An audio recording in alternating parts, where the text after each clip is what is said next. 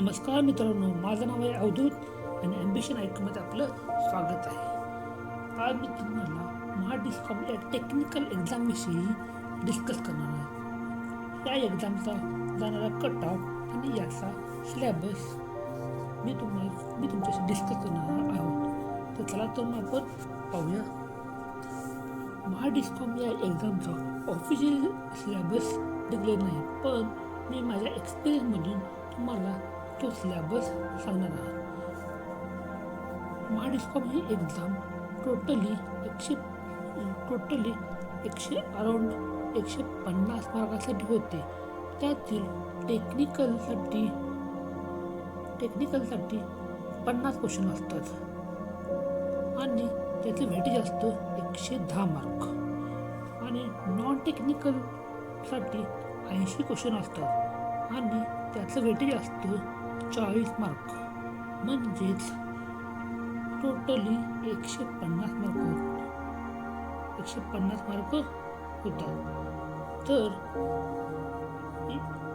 ही exam clear करण्यासाठी याची एक मॅजिक फिगर म्हणजे 100 मार्क हे सिक्युअर मानलं जातं. 100 ही मॅजिक फिगर जर मिळवली तर आपण ही एक्झाम क्लिअर करू शकतो. तर त्या व्हिडिओमध्ये मी तुम्हाला हे 100 मार्क कसे मिळवायचे, कोणत्या टॉपिकमध्ये मिळवायचे हे मी तुम्हाला सांगणार आहे. तर मग आपले नॉन टेक्निकल जरी मीडियम रेंजची जरी असेल तर आपण 40 पैकी मिनिमम 25 मार्क घेऊ शकतो. तरी 25 मार्क कसे घ्यायचे ते पण मी तुम्हाला सांगणार आहे. आणि टेक्निकलमधून आपल्याला 75 मार्कांची गरज आहे. म्हणजे नॉन टेक्निकलमधून 25 आणि टेक्निकलमधून 75 मार्क जर आले तर आपले टोटल 100 मार्क मिळू शकतात आणि आपण मॅजिक फिगर 100 हे मिळवू शकतो. आता या नॉन टेक्निकलच्या 80 मार्काचं मी तुम्हाला डिवायडेशन देतो. नॉन टेक्निकलच्या 80 पैकी ॲप्टिट्यूडसाठी टोटल क्वेश्चन असतात 20 क्वेश्चन आणि त्याचे वेटेज असते 10 मार्क. रिजनिंगसाठी टोटल असतात 40 क्वेश्चन आणि त्याचं वेटेज असतं 20 मार्क. त्यानंतर मराठी लँग्वेज टोटल क्वेश्चन असतात 20 क्वेश्चन असतात आणि त्याचं वेटेज असतं 10 मार्क. या मराठी लँग्वेजचा सिलेबस अजूनपर्यंत काही सेम नाही. त्यामुळं आणि हे 20 क्वेश्चन असतात हे खूप सोपे असतात. त्यामुळे तुम्ही इझिली त्यामध्ये 15 क्वेश्चन तरी सोडवू शकता. त्यामध्ये तुम्हाला किमान 6 ते 7 मार्क मिळू शकतात अशी मी आशा करतो. राहिला विषय ॲप्टिट्यूडचा आणि रिजनिंगचा.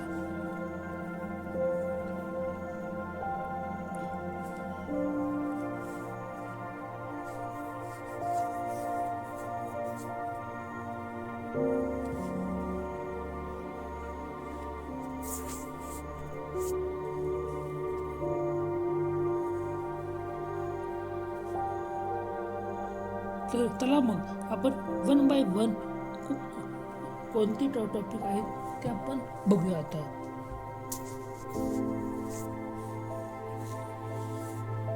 त्यामध्ये मी सर्व लिहिलेलं आहे, कोणते टॉपिक करायचे आणि कोणते टॉपिक नाही करायचे हे सर्व मी दिलेलं आहे. तर टोटल आपले टेक्निकलचे क्वेश्चन 50 क्वेश्चन टेक्निकलसाठी येतात. महाडिस्कॉमसाठी ते 110 मार्कला असतात. नॉन टेक्निकलमध्ये aptitude 20 question, reasoning 40 question, Marathi 20 question. एक मुलांचा गैरसमज होतो की आपण टेक्निकल चांगले करून 110 मार्क मिळवू आणि नॉन टेक्निकल ते करत नाही. पण आता म्हणजे एक्झाम बघितल्या तर टेक्निकल हे व्हॅरिएशन होतं. कधी हार्ड विचारलं जातं तर कधी इझी असतं. एखाद्या वेळेस टेक्निकल जर हार्ड आले तर आपला तिथे स्कोर होत नाही.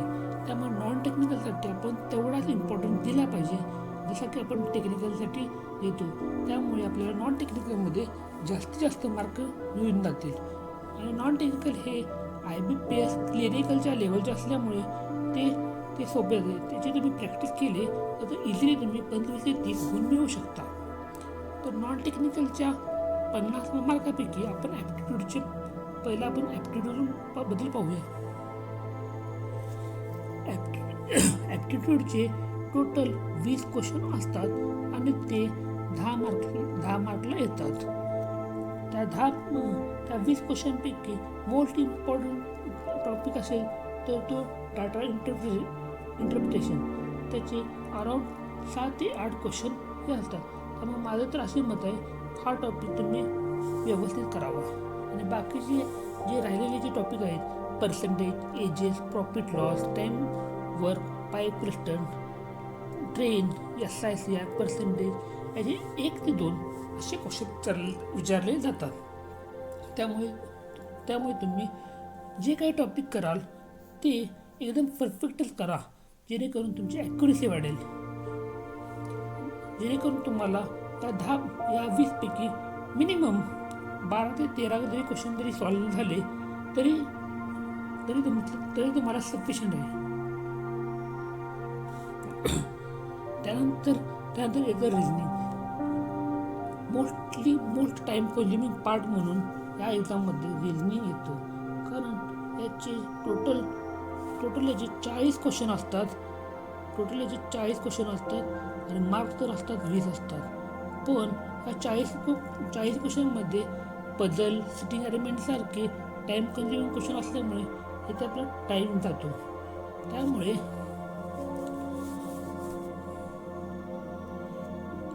आपण येथील पहिले सिंपल टॉपिक पहिला क्वेश्चन सोडवायचे. म्हणजे हार्ड टॉपिक आहे ना ते एकदम पेपरच्या एंडिंगला सोडवायचे. यामध्ये नंबर सिरीजचे 3 ते 4 क्वेश्चन असतात, ब्लड रिलेशनचे 3 क्वेश्चन, डायसेसचे 3 ते 4 क्वेश्चन, सिटिंग अरेंजमेंटचे 3 ते 4 क्वेश्चन, इनइक्वॅलिटीचे 4 ते 5 क्वेश्चन, कोडिंग डिकोडिंगचे 3 ते 4 क्वेश्चन, पझलचे 3 ते 4 क्वेश्चन, सिलॉजिझमचे 4 ते 5 क्वेश्चन, स्टेटमेंट कन्क्लुजन ते 3 ते 4 क्वेश्चन असतात. त्यापैकी सिंपल टॉपिक जर म्हणले म्हणजे जे खूपच टाईम कमीमध्ये आपण सोडवत होतो, त्यातील एक तर आहे नंबर सिरीज, दुसरा आहे डायरेक्शन, तिसरा आहे इनइक्वॅलिटी, चौथा आहे कोडिंग डिकोडिंग, पाचवा आहे सिलॉजिझम, सहावा आहे स्टेटमेंट कन्क्लुजन. या 6 टॉपिकमधून अराउंड तुम्हाला 25 क्वेश्चन येतात. आणि हे 25 क्वेश्चन सोडवण्यासाठी तुम्हाला मॅक्झिमम तुम्ही प्रॅक्टिस केला तर मॅक्झिमम तुम्हाला 10 मिनिटामध्ये तुम्ही 25 क्वेश्चन सोडवू शकता. आणि बाकीचे जे टॉपिक आहेत जसे की blood relation, sitting arrangement, puzzle, यातून 15 क्वेश्चन येतात. पण ते 15 क्वेश्चन सोडवायला तुम्हाला 15 ते 20 मिनिटे लागतो. हे टॉपिक तुम्ही पेपरच्या एंडिंगला जरी केला तरी चालेल. माझं तर असं स्पष्ट मत आहे, तुम्ही पेपर सॉल्व करताना पहिला टेक्निकलचे क्वेश्चन सोडवा, जेवढे तुम्हाला ॲक्युरेट वाटतात. कारण या एक्झाममध्ये ॲक्युरेसी इम्पॉर्टंट असते. जेवढी तुमची ॲक्युरेसी चांगली येईल तेवढे तुमच्या सिलेक्शनची चान्सेस वाढतात. पहिला तुम्ही टेक्निकल सोडवा, किती येतात पहा. जर तुमचे अराउंड 35 क्वेश्चन जर बरोबर आले तर तुम्हाला कोणतीही रिस्क घेण्याची गरज नाही. जर तुमचे क्वेश्चन जर 30 जर आले तर तुम्ही ऑन द बॉर्डर आहे असे समजून तुम्ही थोडंफार रिस्कमध्ये म्हणजे जे क्वेश्चन जर तुम्हाला डाऊटफुल आहेत ते जर अटेम्प्ट केला तरी चालेल. पण जर तुमचे 35च्या वरती जर क्वेश्चन बरोबर असतील तर तुम्ही कोणतीही रिस्क न घेता ॲप्टिट्यूड आणि रिझनिंगसाठी तुम्ही चालू करू शकता. टेक्निकल सोडवल्यानंतर तुम्ही दुसरा सेक्शन म्हणून मराठी सेक्शन घ्यावा असं मला वाटतं. मराठीमध्ये सिंपल क्वेश्चन असतात, ते तुम्हाला 5 मिनिटामध्ये होऊन जातील. मराठीनंतर तुम्ही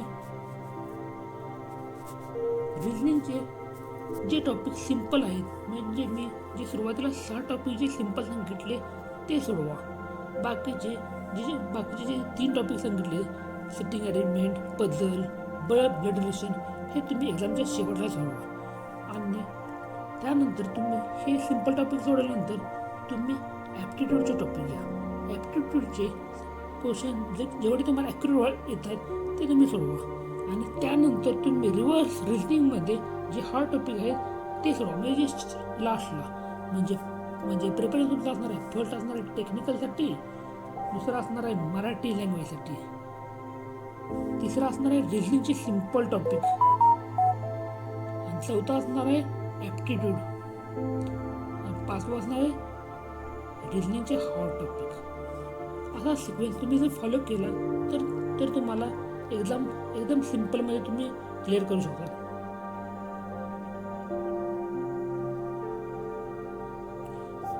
यानंतर आपण टेक्निकलबद्दल काही थोडी माहिती घेऊया.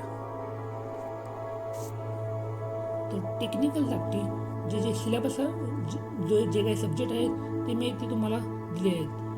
याचे स्टार मार्क्सचं मिनिंग असं आहे की जे सब्जेक्ट जास्त इम्पॉर्टंट आहेत त्याला मी जास्त स्टार दिलेले आहेत आणि कमी इम्पॉर्टंटच्या सब्जेक्टला कमी स्टार दिलेले आहेत, जेणेकरून तुम्ही जास्त इम्पॉर्टंट टॉपिक जरा चांगले करावे आणि लेस इम्पॉर्टंट टॉपिक एकदा जरी तुम्ही वाचून काढले तरी बस होईल असं मला वाटतं. यातील नेटवर्कचे अराउंड 4 ते 5 क्वेश्चन येतात, मशीन पॉवर सिस्टम दोन्ही मिळून 30 क्वेश्चन येतात, मेजरमेंट 4 ते 5 क्वेश्चन येतात, कंट्रोल सिस्टम 3 ते 4 क्वेश्चन येतात, ॲनालॉग 2 ते 3 क्वेश्चन येतात आणि पॉवर इलेक्ट्रॉनिकचे पण 2-3 क्वेश्चन येतात. म्हणजे मेजरली आपला सब्जेक्ट पेपर या चारही सब्जेक्टमध्ये कवर होतो. अराउंड 40 क्वेश्चन यातूनच येतात. त्यामुळे माझे तर असे मत आहे, तुम्ही नेटवर्क, मशीन, पॉवर सिस्टम आणि मेजरमेंट हे चारही टॉपिक व्यवस्थितरित्या करावे. त्यानंतर आपण 1 बाय 1 सब्जेक्ट पाहूया, म्हणजे त्यातील कोणते पॉईंट महत्त्वाचे आहेत ते आपण पाहूया. तर पहिला सब्जेक्ट मी घेतोय नेटवर्कचे अराउंड 4 ते 5 क्वेश्चन असतात. त्यातील 1 ते 2 हे न्यूमरिकल आणि 1 ते 2 हे थेरॉटिकल क्वेश्चन असतात. आता त्यातील जे इम्पॉर्टंट पॉईंट आहेत ते आता बघूया आपण. तर equal resistance, capacitance, inductance problem हा येऊ शकतो. त्यानंतर रेझोनन्स सर्किट थेरी हे मोस्ट इम्पॉर्टंट आहे, कारण मी आतापर्यंत पाहिले सगळ्या एक्झाममध्ये महाडिस्कॉमच्या रेझोनन्स सर्किट म्हणजे सिरीज रेझोनन्स आणि पॅरलल रेझोनन्सवरती क्वेश्चन हा पाहिलाच आहे. त्यामुळे रेझोनन्स सर्किट तुम्ही त्याचे फॉर्म्युले आणि बाकीचे त्याच्या रिलेटेड ती जी थेरी आहे ती संपूर्ण तुम्ही करून जावं असं मला वाटतं. त्यानंतर इम्पॉर्टंट टॉपिक आहे ते युनिटशी रिलेटेड, म्हणजेच की जसं की प्रत्येक एक्झामला महाडिस्कॉमच्या कोणतं ना कोणतं युनिट विचारलं जातं. कंडक्टन्सचं युनिट, ससेप्टन्सचं युनिट, रिॲक्टन्सचं युनिट असे युनिट विचारले जातात. हे 2 टॉपिक महाडिस्कॉमसाठी एकदम महत्त्वाचे आहेत. त्यानंतर येतं form factor, P factor, average value, हे असे त्याचे डेफिनेशन फॉर्म्युला तुम्ही करून जावा. त्यानंतर केव्हीएल आणि केसीएल रिलेशनची थेरी, त्याची एखादा क्वेश्चन पडला तर पडू शकतो. आणि त्यानंतर इम्पॉर्टंट टॉपिक म्हणजे प्रॉब्लेम जरी आला तर त्यातील येऊ शकतो व्ही टेस्ट काढा आणि आर टेस्ट काढा, याच्यावरचा प्रॉब्लेम येऊ शकतो. त्यामुळे प्रॉब्लेम आला तर हे व्ही टेस्ट आणि आर टेस्ट काढण्यावरून, आणि जर थेरी आली तर रेझोनन्स सर्किट थेरी आणि युनिट बदल हे थेरी येऊ शकतात. हे या नेटवर्कमधील महत्त्वाचे पॉईंट आहेत.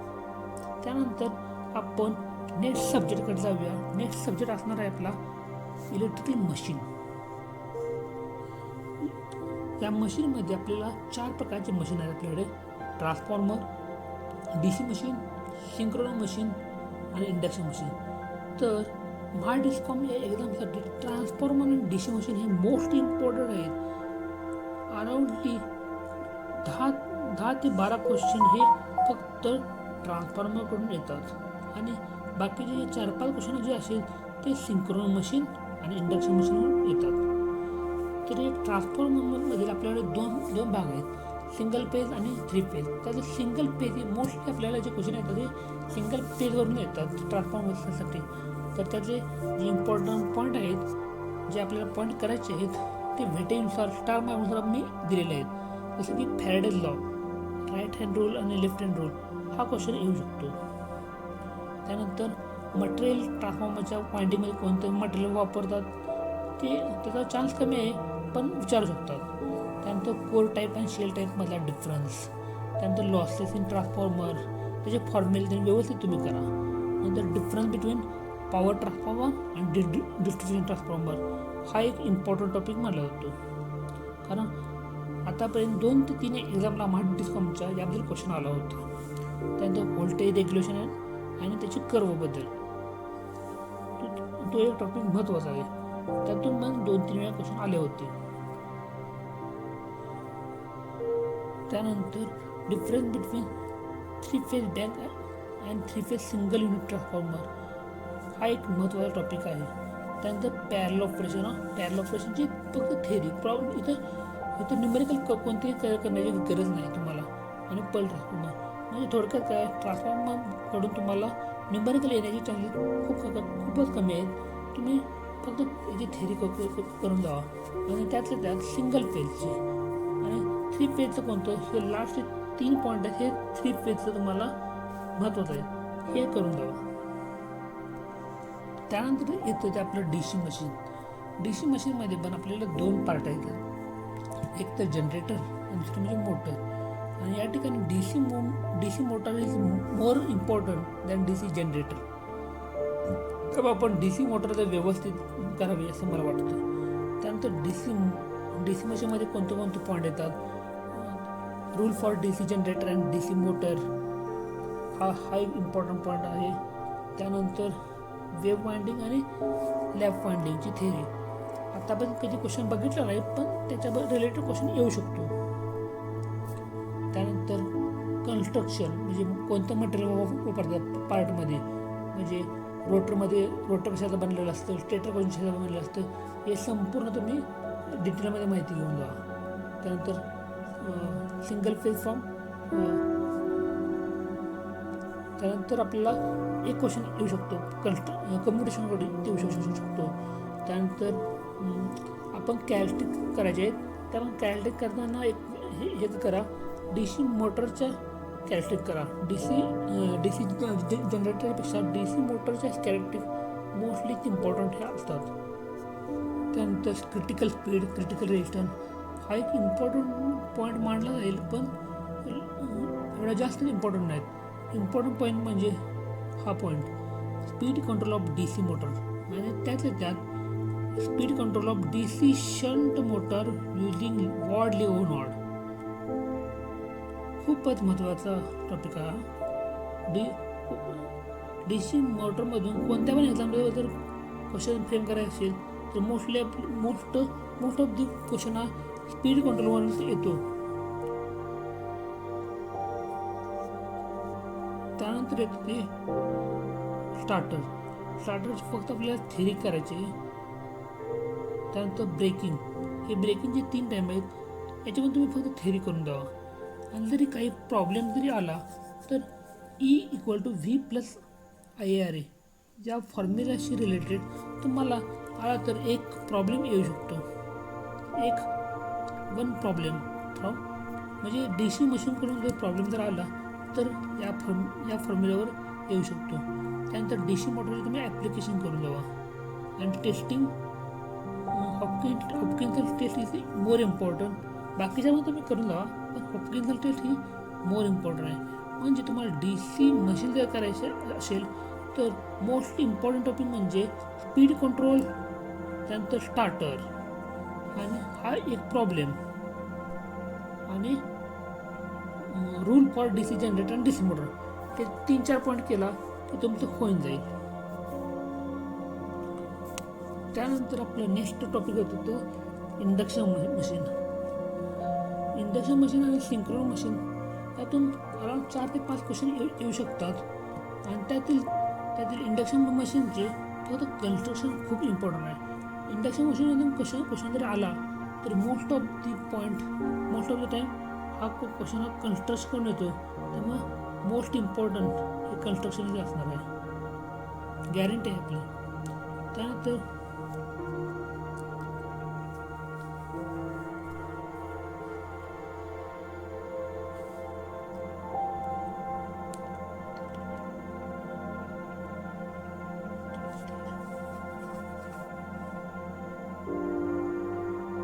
त्यानंतर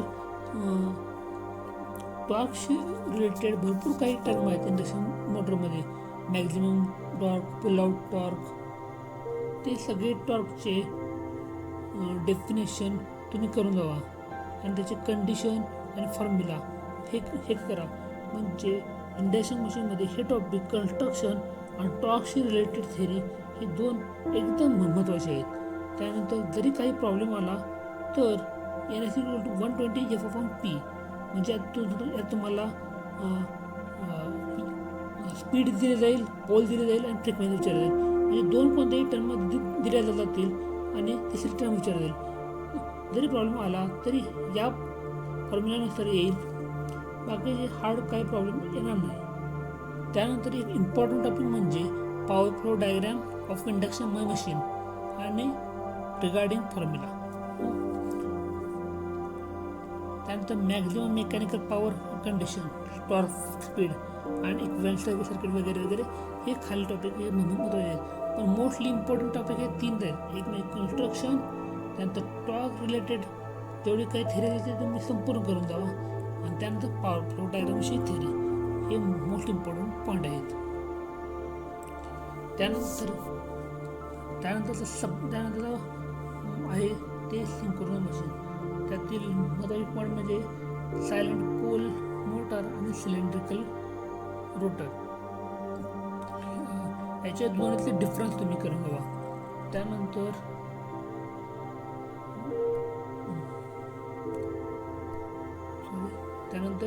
तुम्हाला डॅम्पिंग वाइंडिंगबद्दल काहीतरी थेरॅटिकल कॉन्सेप्ट येऊ शकतो. नंतर cause of hunting and elimination of technique of hunting.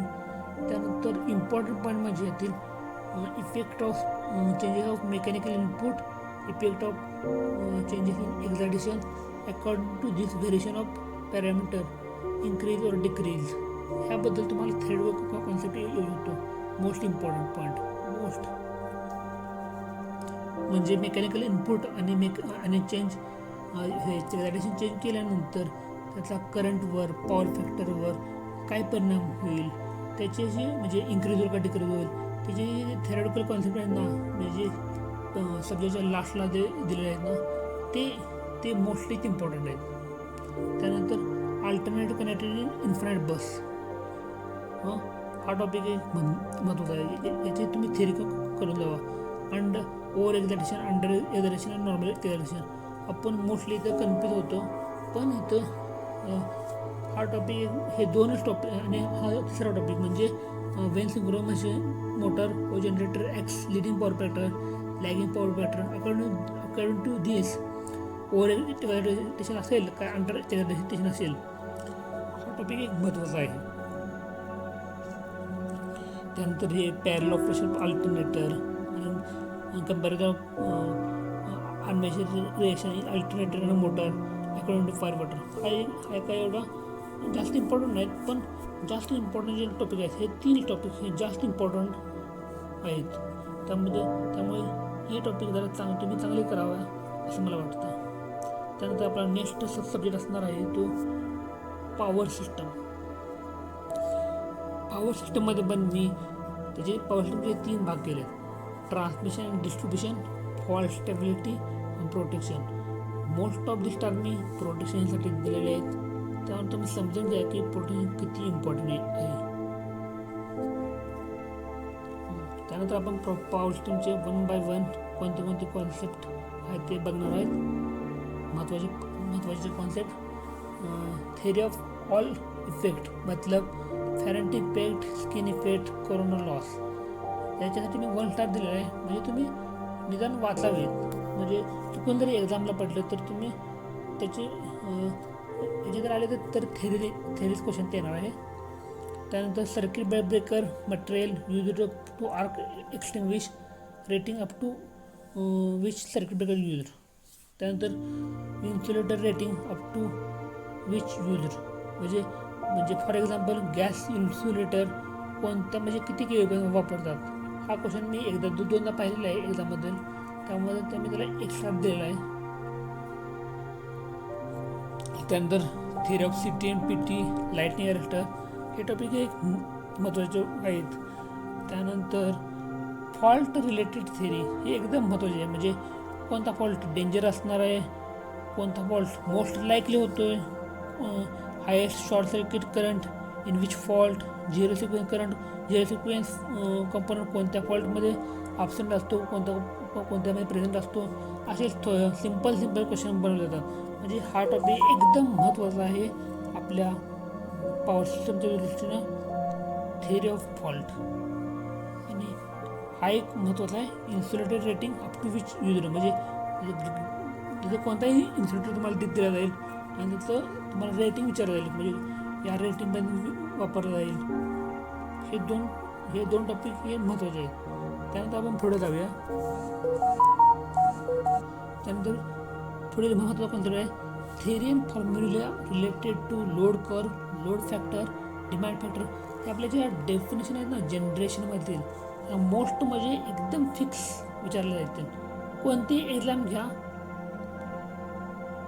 टेक्निकलशी electrical related, gate सोडून, गेट ESC सोडून कोणतीही एक्झाम याच्याबद्दल क्वेश्चन हा असतोच. म्हणजे डायरेक्टली फॉर्म्युलाचा विचारला जातो, नाहीतर डेफिनेशन विचारले जाते. त्यानंतर base load, peak load, example of base load म्हणजे कोणता बेस लोड आहे, कोणता पीक लोड आहे हे विचारलं जातं. हा पण विचारण्यासारखा टॉपिक आहे, इम्पॉर्टंट आहे. त्यानंतर टाईप्स ऑफ कंडक्टर आणि ॲडव्हान्टेज ओव्हर इच अदर. त्यानंतर GMD, GMI बद्दल तुम्ही फॉर्म्युला करा, डेफिनेट करा. प्रॉब्लेम येण्याची तर गॅरंटी खूपच कमी आहे.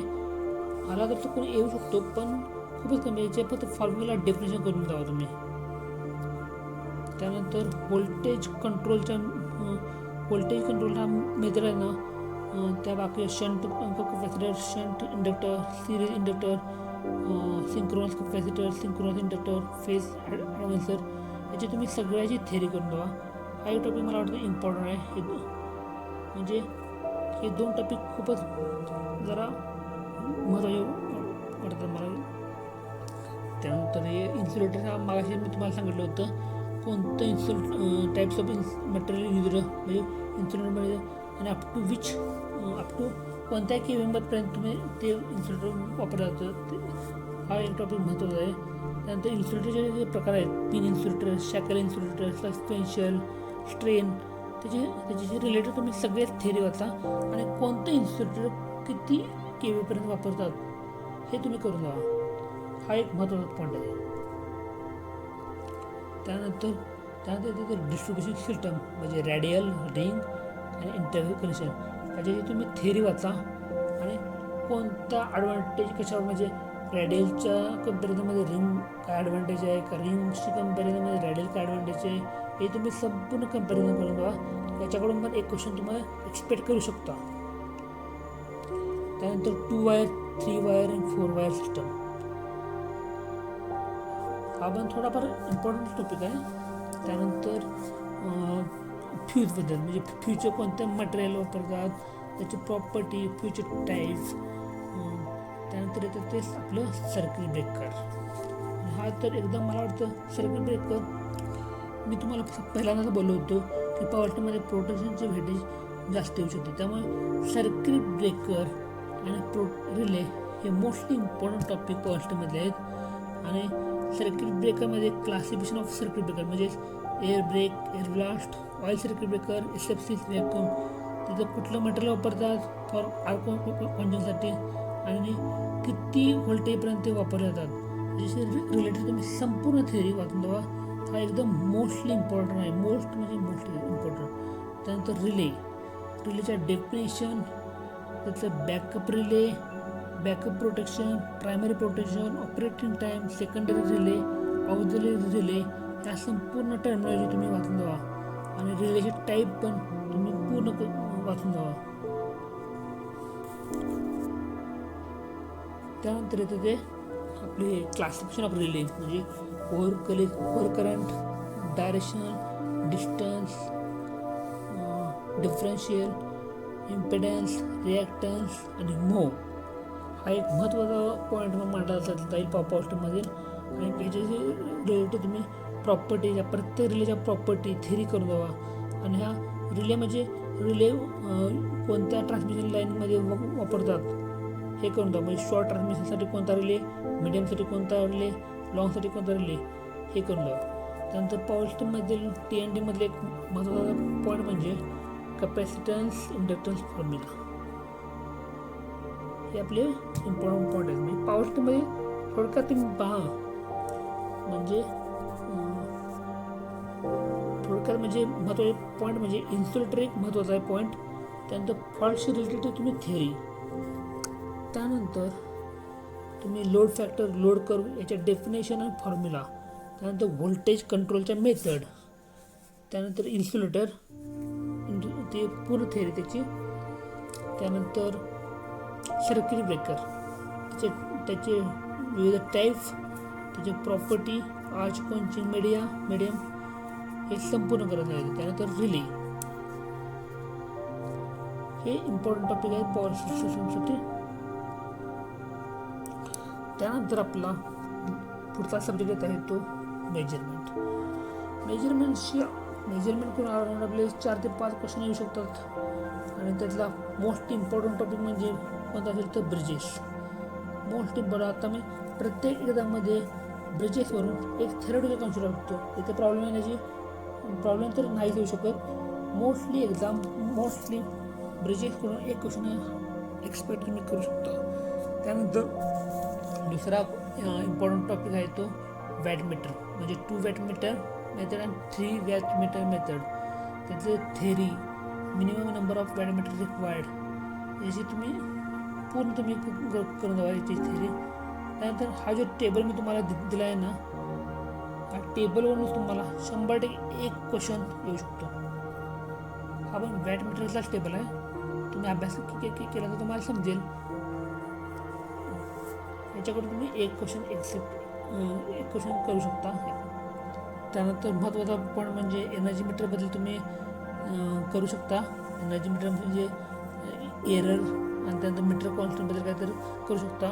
नंतर मेजरमेंट ऑफ रेजिस्टन्स करू शकता. त्यानंतर हा एक पॉईंट महत्त्वाचा आहे, CTPT and difference between measuring city आणि प्रोटेक्शन सिटी. म्हणजे प्रोटेक्शन सिटीचं आणि मेजरिंग सिटीमध्ये काय डिफरन्स आहे तो एक करून द्यावा. हे 3 टॉपिक एकदम महत्त्वाचे आहेत. म्हणजे वॅटमीटर अशी रिलेटेड ऑल थेरी, नंतर ब्रिजेस आणि CTPT म्हणजे मेजरिंग सिटी आणि प्रोटेक्शन सिटी हे महत्त्वाचं आहे. त्यानंतर आपले मेजरिंग इन्स्ट्रुमेंट ज्या आहेत जे आपल्या सुरुवातीला PMMC, MI, इलेक्ट्रोस्टॅटिक व्होल्टमीटर याचे तुम्ही प्रिन्सिपल करून द्यावा. Which damping method required, which mechanism use for production of torque याच्याशी रिलेटेड तुम्ही पूर्ण थेअरी करून द्यावा. आला तर क्वेश्चन येईल, पण जास्त इम्पॉर्टंट आहे. जास्त इम्पॉर्टंट मागील 3 टॉपिक आहेत. त्यानंतर आणखी एक इम्पॉर्टंट टॉपिक म्हणजे CRO रिलेटेड तुम्ही फुल थेअरी करून द्यावा. म्हणजे कन्स्ट्रक्शन रिलेटेड क्वेश्चन आला तर CROकडून येऊ शकतील. त्यानंतरचा महत्त्वाचा टॉपिक म्हणजे आपला आहे महत्त्वाचे टॉपिक संपलेले आहेत. आता फक्त जे बाकीचे टॉपिक आहेत जे कंट्रोल, अनलॉक, पॉवर इलेक्ट्रॉनिक्स त्याबद्दल आपण थोडी इन शॉर्ट माहिती घेऊया. कंट्रोल सिस्टमकडून आला तरी थोडे 2-3 क्वेश्चन येऊ शकतात. त्यातील म्हणजे इम्पॉर्टंट टॉपिक म्हणजे आता पण जे आले क्वेश्चन ते या टॉपिकवरून म्हणजे राऊथ हार्विस क्रायटेरिया त्याची रिलेटेड ज्या थेरी आहे ना त्यातून क्वेश्चन येऊ शकतो. त्यानंतर मेसन गेन फॉर्म्युला, त्यानंतर आपले एक फॉर्म्युला आहे ना, ह्या फॉर्म्युलावरून आपला प्रॉब्लेम येऊ शकतो. एक वेळेस या फॉर्म्युलावरून प्रॉब्लेम आला आहे. त्यानंतर PID कंट्रोलवरून आणि लॅग लीड कॉम्पॅसिटरवरून याच्याकडून एक थेरी येऊ शकते. आता आपण मोस्टली कंट्रोल सिस्टममधून यातून थेरी विचारले जातात. ते इम्पॉर्टंट टॉपिक यासाठी कंट्रोलमध्ये. आणि सिस्टमचे टाईप आणि ऑर्डर विचारणे हा एक क्वेश्चन आहे. हे कंट्रोल सिस्टममधील इम्पॉर्टंट पॉईंट आहेत. त्यानंतर अनलॉगमधील मोस्ट इम्पॉर्टंट म्हणजे जरी थेरेटिकल क्वेश्चन आला तरी ऑसिलेटरवर येतो. Most of the time oscillator is more important. Oscillator, multi vibrator, voltage regulator आणि पी एन जंक्शन. हे 4 टॉपिकमधून एका दुसरा क्वेश्चन येऊ शकतो. त्यानंतर आपलं हे पॉवर इलेक्ट्रॉनिक्स, जे आपले बेसिक डिव्हाइस आहेत ना, म्हणजे बेसिक आपले जे डिव्हाइस आहेत